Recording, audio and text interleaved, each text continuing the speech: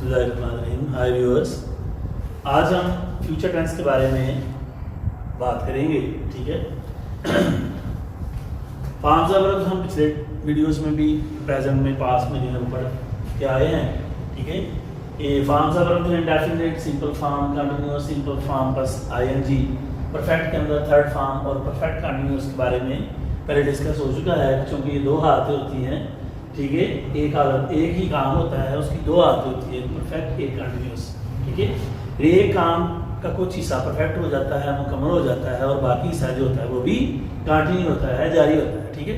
तो जितना हिस्सा मुकम्मल हो जाता है उसके लिए परफेक्ट थर्ड फॉर्म मतलब बिन। ठीक है। और असल काम जो है जिसका जितना हिस्सा आधा हिस्सा या थोड़ा हिस्सा मुकम्मल हुआ वही काम अभी कंटिन्यू होता है, जारी होता है, तो वहाँ उस काम की सिंपल फॉर्म प्लस आईएनजी इस्तेमाल करते हैं। ठीक है जी।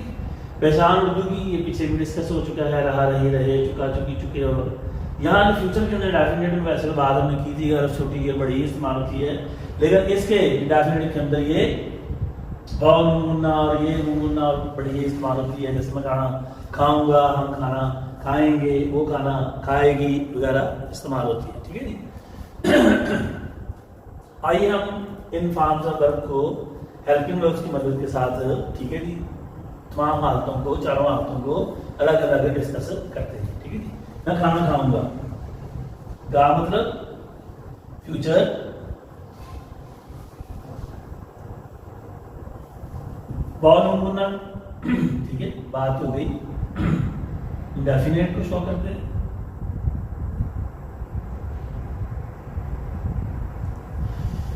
तो हमें पता चल गया कि हमारा जो टेंस है वो फ्यूचर इंडेफिनिट है। ठीक है। आइए अब हम काम भी ढूंढ लेते हैं, ज़माना हमारा, और ये हालत भी ढूंढ लिया हमने कि इंडेफिनिट में है।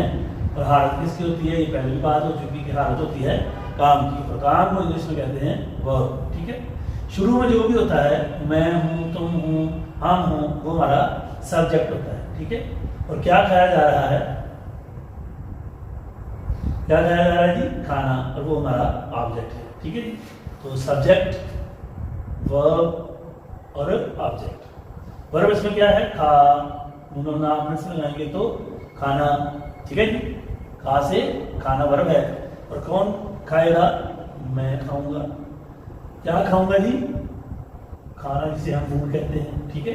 अब हम इनकी इंग्लिश लिख लेते हैं। आई, मैं की इंग्लिश आई, खाना जो वर्ब होता है उसकी इंग्लिश ईट, और खाना उसे हम फूड भी कहते हैं, मील भी कहते हैं। ठीक है जी। अच्छा, अब चूंकि हम फ्यूचर इंडेफिनिट के अंदर हैं, और फ्यूचर इंडेफिनिट को फ्यूचर सिंपल भी कहते हैं। ठीक है जी। तो सिंपल मतलब सिंपल फॉर्म, सिंपल फॉर्म मतलब बगैर हेल्पिंग वर्ब के। तो इंडेफिनिट का भी हेल्पिंग वर्ब नहीं होता। ठीक है जी। तो फ्यूचर के लिए जो है वो विल शैल इस्तेमाल होगा, तो हमें पता होना चाहिए कि आई हुई के साथ शैल इस्तेमाल करते हैं, और बाकियों के साथ विल इस्तेमाल करते हैं। ठीक है। शैल जो है वो हेल्पिंग वर्ब नहीं है, बल्कि ज़माने के लिए है, फ्यूचर के लिए है, विल और शैल इस्तेमाल होते हैं। ठीक है जी।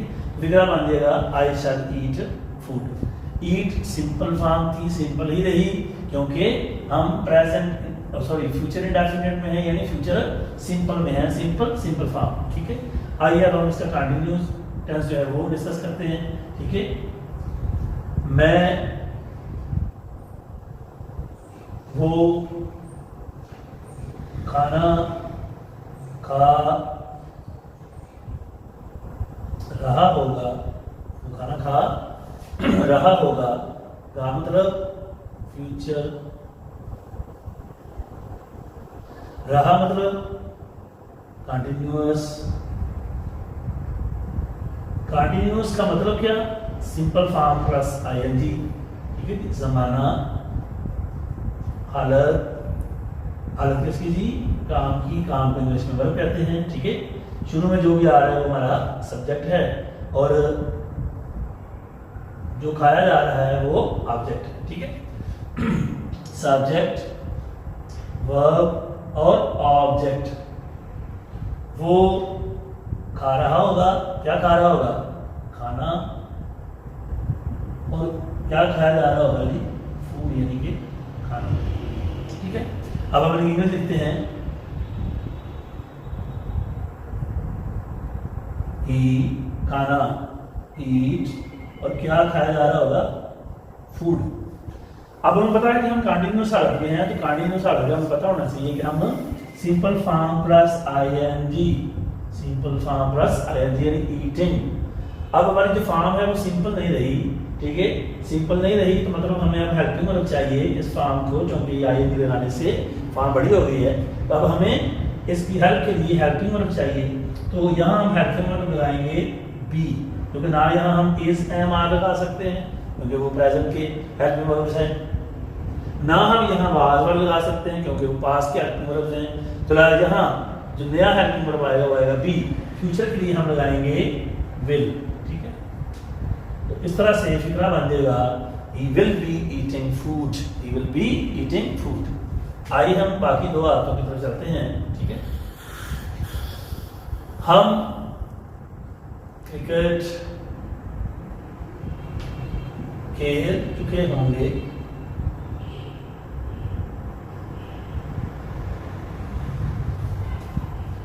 हम क्रिकेट खेल चुके होंगे, ठीक है।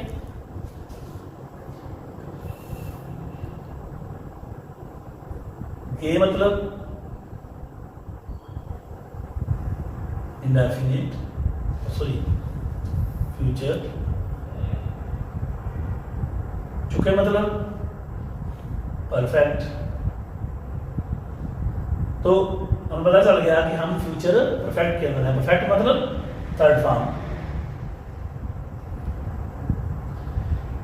ये जमाना, चुके हालत, और हालत किसकी, काम की। काम हमारे यहाँ क्या है, खेल, खेल से खेलना, ठीक है, ये हमारा वर्ब हो गया।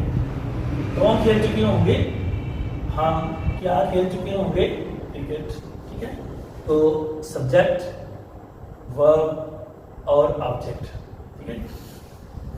वर्ब हमारा यहाँ है खेल, लाम को काट कर यहाँ हम ना लिखेंगे तो खेलना। कौन खेल चुके होंगे, हम क्या खेल चुके होंगे, क्रिकेट। अब हम इंग्लिश लिखते हैं तो हम मतलब वही, खेलना मतलब प्ले, क्या खेल चुके होंगे, क्रिकेट। फ्यूचर परफेक्ट है तो हम थर्ड फॉर्म इस्तेमाल करेंगे, प्लेड।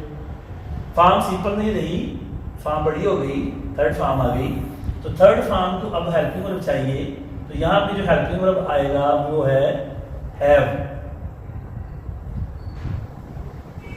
ये बात भी आपके लिए इंटरेस्टिंग होगी कि फ्यूचर के अंदर हैज इस्तेमाल नहीं होता, बल्कि सिर्फ हैव इस्तेमाल होता है, ठीक है। वैसे आप गौर करें तो फ्यूचर के सिर्फ तीन हेल्पिंग वर्ब्स हैं, बी, हैव और हैव। शॉर्टकट करें सिर्फ दो ही हैं, बी कंटीन्यूअस के लिए और हैव जो है वो परफेक्ट के लिए।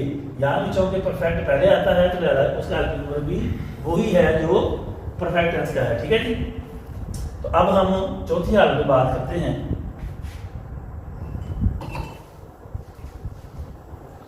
हम 2 घंटे से पर्चा हल कर रहे होंगे। ये मतलब फ्यूचर, रहे मतलब कंटिन्यूअस, हेल्पिंग वर्ब तो है यानी कि फ्यूचर के लिए जो हमने विल शैल में से शैल यूज करना था, ठीक है, तो अब हमने यूज कर दिया, हमारा फिक्रा बन गया we shall have played cricket, हम क्रिकेट खेल चुके होंगे, ठीक है। अब हम इस सारी जो हालत है परफेक्ट कंटिन्यूअस उस पर बात करते हैं। हम 2 घंटे से पर्चा हल कर चुके होंगे, ठीक है जी। तो अब इसमें टाइम आ गया, वक्त रहा, और हमने बताया है पहले भी ये बात डिस्कस हो चुकी है कि वक्त जो होता है वो काम के 2 हिस्से कर देता है, ठीक है जी। 2 हालतें बन जाती हैं, एक हिस्सा मुकम्मल और एक हिस्सा कंटिन्यूअस, ठीक है जी।